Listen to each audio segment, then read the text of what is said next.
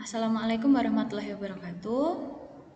Kami dari kelompok 1 di sini akan menjelaskan hasil diskusi dari kelompok kami, yaitu tentang analisis SWOT, pengintegrasian teknologi dan media dalam pembelajaran. Kemudian perkenalkan terlebih dahulu anggota kelompok kami. Yang pertama ada saya sendiri, Andiana Citra, kemudian ada Mbak Irnawati, Mbak Siti Nur Hasanah, Mbak Rifa, dan yang terakhir Mbak Yasinta. Di sini kami menganalisis media, yaitu podcast yang kami dapatkan dari YouTube. Kemudian podcast tersebut dapat diakses dengan scan barcode berikut. Selanjutnya, berikut adalah acuan kualitas analisis SWOT. Untuk aspek yang pertama, yaitu jenis teknologi yang digunakan sudah tersedia. Aspek yang kedua, jenis multimedia yang digunakan juga sudah tersedia.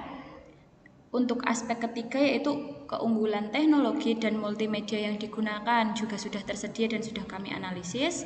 Selanjutnya, kekurangan teknologi dan multimedia juga sudah ada.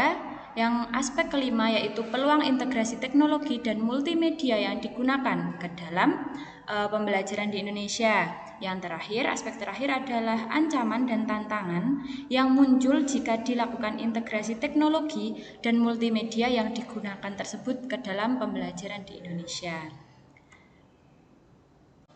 Selanjutnya kita akan membahas analisis SWOT. Yang pertama yaitu strength atau kekuatan. Kekuatan yang pertama dapat memfasilitasi peserta didik dengan gaya belajar auditori. Yang kedua, materi yang tersedia tanpa batas dan mudah untuk diakses di berbagai platform. Dan yang ketiga, fleksibilitas waktu sehingga peserta didik dapat belajar sesuai dengan waktu yang mereka inginkan. Kemudian aspek yang kedua yaitu adalah weakness atau kelemahan yang terdiri dari tidak dapat memfasilitasi peserta didik dengan gaya belajar visual dan kinestetik.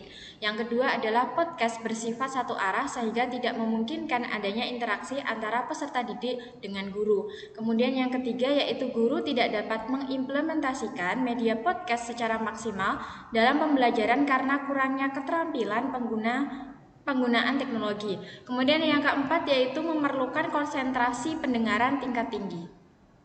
Selanjutnya yaitu opportunities atau peluang dari penggunaan media podcast. Yang pertama, media podcast memungkinkan kolaborasi dengan peserta didik dan guru di seluruh dunia melalui platform digital. Yang kedua yaitu monetisasi konten media. Dan yang terakhir yaitu podcast dapat menjadi media yang efektif untuk pembelajaran jarak jauh. Baik, untuk analisis selanjutnya yaitu terkait threat atau ancaman. Untuk ancamannya sendiri yang pertama adalah tentang perbedaan akses teknologi antara peserta didik dari latar belakang ekonomi yang berbeda.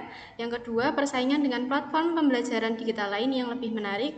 Dan yang ketiga, tentang penurunan konsentrasi peserta didik akibat durasi yang terlalu panjang tanpa ada variasi dari konten. Baik, sekian presentasi dari hasil diskusi kelompok kami. Terima kasih. Wassalamualaikum warahmatullahi wabarakatuh.